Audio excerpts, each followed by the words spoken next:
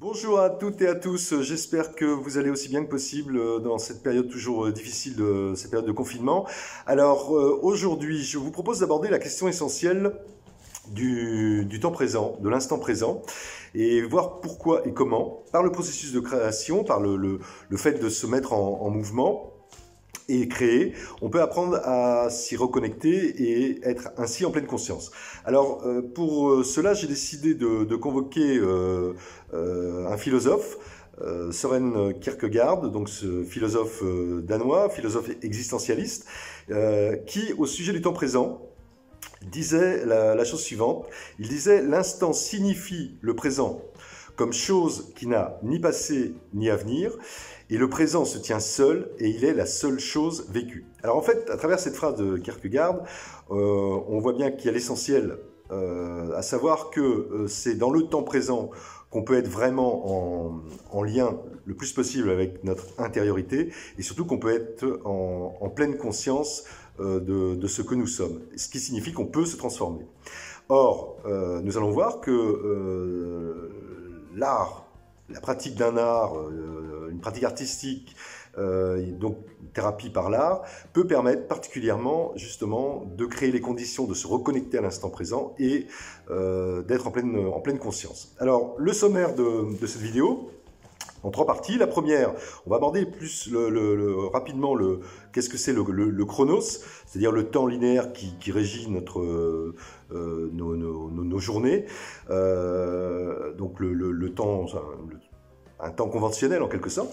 Ensuite, on va aborder là le temps qui nous intéresse vraiment, qui permet de nous reconnecter au temps, à l'instant présent, c'est le kéros, le fameux temps opportun. Et puis, en troisième point, on verra comment l'art, comme soin et les thérapies par l'art, permettent, par l'acte de créer, de susciter ce fameux kéros, ce fameux temps opportun qui donne la possibilité de se reconnecter à l'instant présent.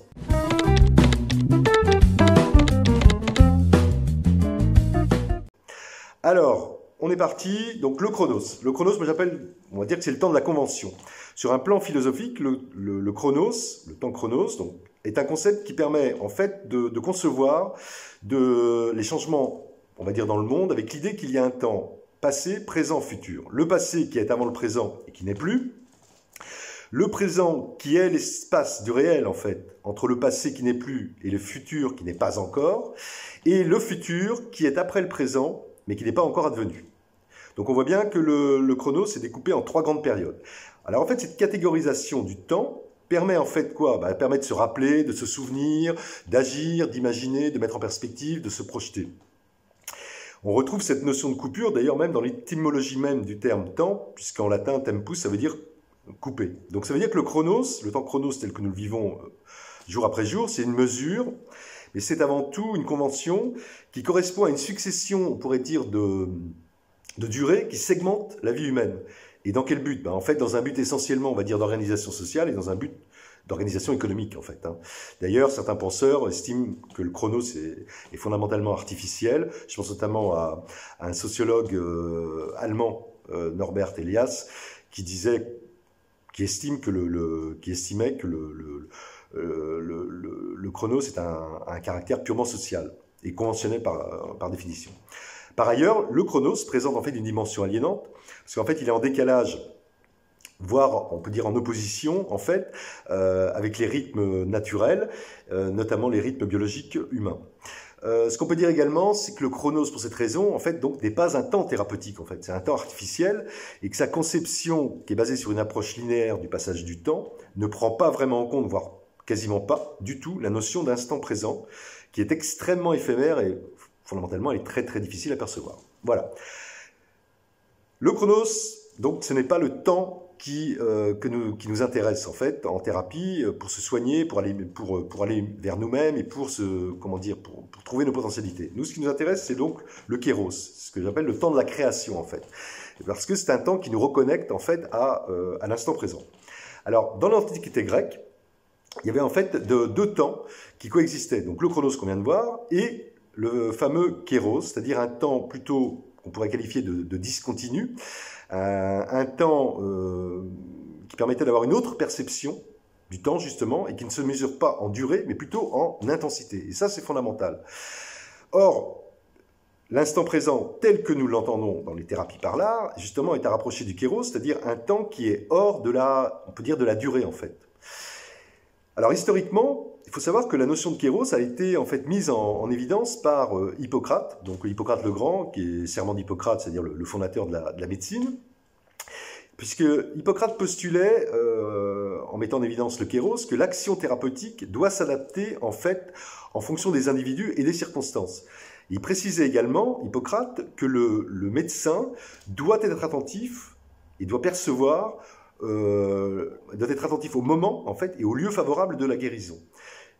On retrouve donc là la notion du temps opportun, donc du kéros, en dehors de toute notion de temps linéaire.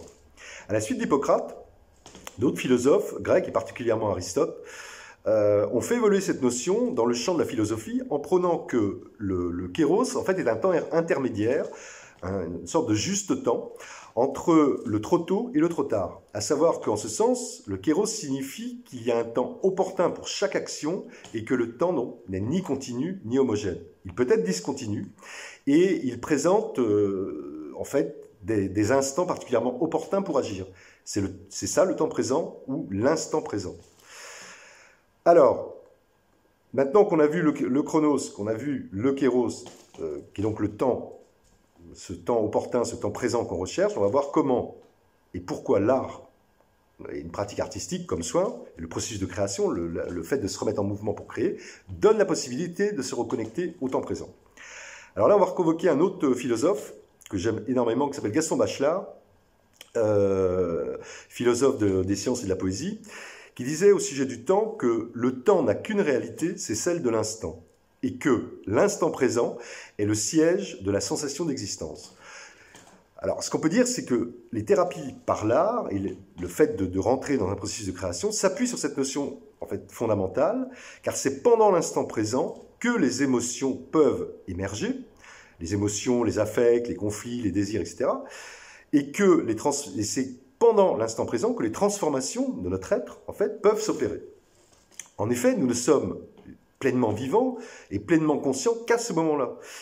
C'est ainsi, dans le cadre du processus créatif, quand on rentre dans une forme de création spontanée, qui est donc clairement l'expression justement de l'instant, de cet instant présent, celui qu'on recherche, ce qu'on peut dire, c'est que la création spontanée ne peut surgir que dans le moment présent. C'est-à-dire que les formes qui apparaissent quand on commence à dessiner, à peindre, ou à émettre des sons, ou à danser, à exprimer des mouvements, en fait, ils apparaissent, en fait, ils sont donc le reflet d'émotions, et ils sont également, ils correspondent en fait à des besoins qui cherchent à être satisfaits ici et maintenant. Ils sont donc la traduction même de quelque chose qu'on vit dans l'instant présent. En ce sens, lorsque nous créons, nous entrons dans la sphère du kéros, ce que j'appelais tout à l'heure le kéros, ce temps opportun, car il correspond en fait à la naissance ou à l'émergence d'un nouvel état des choses. Effectivement, on est dans quelque chose de nouveau qui survient dans un moment de conscience. C'est-à-dire que par ailleurs, c'est quelque chose de nouveau, on est confronté à quelque chose de nouveau, mais nous sommes en pleine conscience. En définitive, ce qu'on pourrait dire, c'est que lorsqu'on rentre dans un processus de création et que l'on crée, nous suscitons de fait l'émergence de ce kéros, de ce moment opportun, puisque c'est pendant l'acte de création, ici et maintenant, que peut s'enclencher le processus de transformation, qui est donc inhérent à tout acte de création. En d'autres termes, ce qu'on pourrait dire, c'est que la meilleure voie pour apprendre à se reconnecter au temps présent, passe donc, et être en pleine conscience, c'est d'entrer dans un processus de création, passe donc par l'acte de créer. Enfin, on peut peut-être rappeler que l'instant présent est la pierre angulaire du lâcher-prise. Et là, je vous renvoie à la vidéo consacrée à ce sujet proprement dit, et que ces deux notions essentielles, donc instant présent et lâcher-prise, sont inextricablement reliées. Autrement dit, nous sommes vivants et pleinement conscients que lorsque nous nous exprimons et que nous créons en lâchant prise et en se reconnectant au temps présent. Ces deux notions, il faut bien voir, elles sont fondamentales de manière générale dans tout le champ de la thérapie, et mais aussi, on peut le dire, dans le champ du développement personnel. C'est-à-dire que pour pouvoir pleinement mettre à jour ses potentialités, mettre à jour ses capacités, essayer de repousser ses limites notamment, aller vers de nouvelles perspectives, il faut il faut absolument être dans une forme de lâcher prise et se reconnecter au temps présent. Et ce qu'on peut dire, c'est que l'art et les pratiques artistiques de manière générale et les thérapies par l'art sont particulièrement opérantes pour y arriver. Voilà. Alors j'espère que j'ai été clair. Est-ce que peut-être comme d'habitude quelques livres que je vous recommande. L'intuition de l'instant de Gaston Bachelard, excellent livre. Vivre l'instant présent de Chiara Lubich. Le moment présent, psychothérapie, un monde dans un grain de sable de Daniel Stern, 2003. Très bon bouquin, La sérénité de l'instant de Thich Nhat Hanh, donc, qui est un moine bouddhiste vietnamien qui est très connu pour diffuser le bouddhisme zen en Occident. Évidemment, Le pouvoir du moment présent, best-seller de Eckhart Tolle, 2010. Également, Ici et maintenant, de Anne-Ancelin Schutzenberger, en 2013. Très bon bouquin. Et puis, autre bon bouquin sur la question, Reconquérir le moment présent et votre vie, de Jon Kabat-Zinn, qui est donc lui-même très connu, professeur en médecine, pour avoir développé et diffusé les méthodes de mindfulness, donc de méditation de pleine conscience. Voilà, j'espère encore une fois que j'ai été clair. Si vous souhaitez réagir, me contacter au sujet de cette émission, toutes les coordonnées sont dans la description de la chaîne. Portez-vous bien, portez-vous le mieux possible surtout, et surtout n'oubliez pas de soigner votre art. Bye bye, à bientôt.